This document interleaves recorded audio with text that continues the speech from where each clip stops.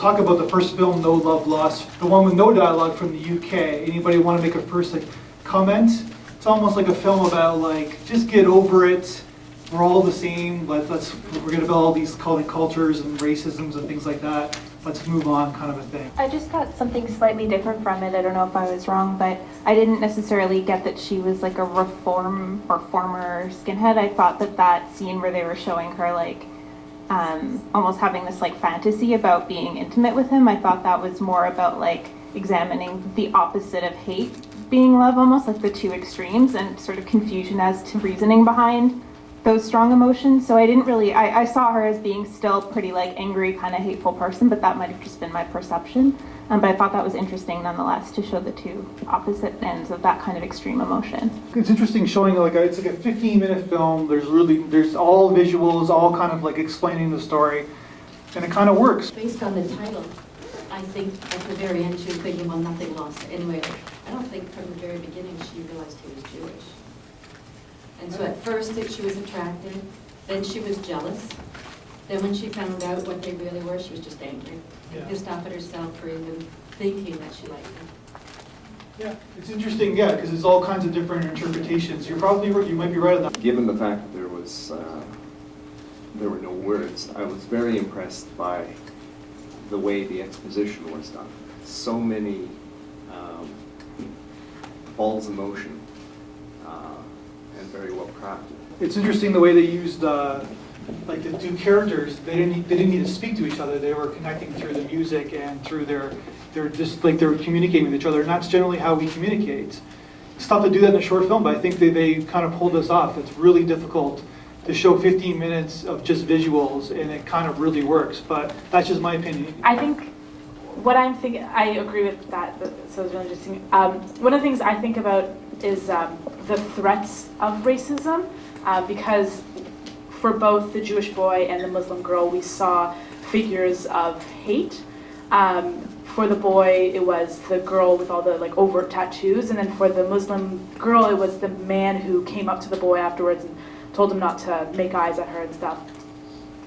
So I just think it's interesting, and so for me, the end was sort of a statement about at least that overt hate and the cowardice that, although she's being overt, she was very cowardly, because we see at the end that the train stayed open for a while and she had the chance to walk out after him. And I was actually thinking, if I were him, I would probably look back a bit. But she was very cowardly instead and just sat there and let the train close and leave. So it just kind of speaks to her power and her threat, being that it's just a threat, as overt and as scary as she seems. And she also, was fighting in the mirror and stuff. So it was all sort of an act, which sort of raises the question to me about the Muslim man, how threatening he is. I think maybe he seemed a lot more, not more actually, but it just makes me question or wonder about his power. First off, as a man, but also who holds more structural power. Yeah. And so just looking at these two different figures of hate, of racial hate, of power and threat, and sort of seeing how they influence this couple. The way you described it, there's a lot going on. It's almost where it's this couple is creating their own culture in a way, where they have their culture at home, which is great, and then they kind of are almost creating their own little world. And you are right about racism is generally cowardice, right? It generally is. That's why the KKK has things over their heads, right? Not everything is kind of in shadows in a way. So. It was interesting that at the beginning they were trying to, kind of get rid of their external manifest of, the hood cap and the scarf around. And towards the end, they actually kind of fell back on the same. Yeah. So it was kind of interesting to see the turnaround, so. Yeah, it's like you're falling back on where you come from in a way, right? Yes.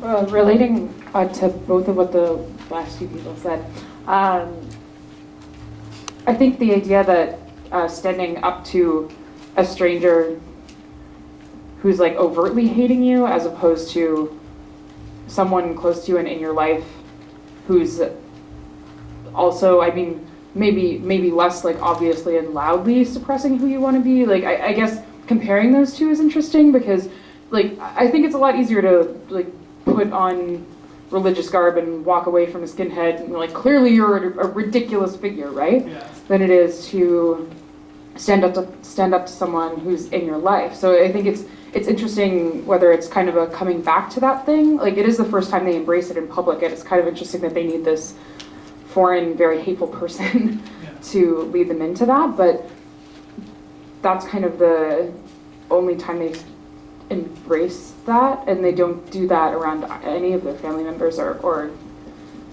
friends, really.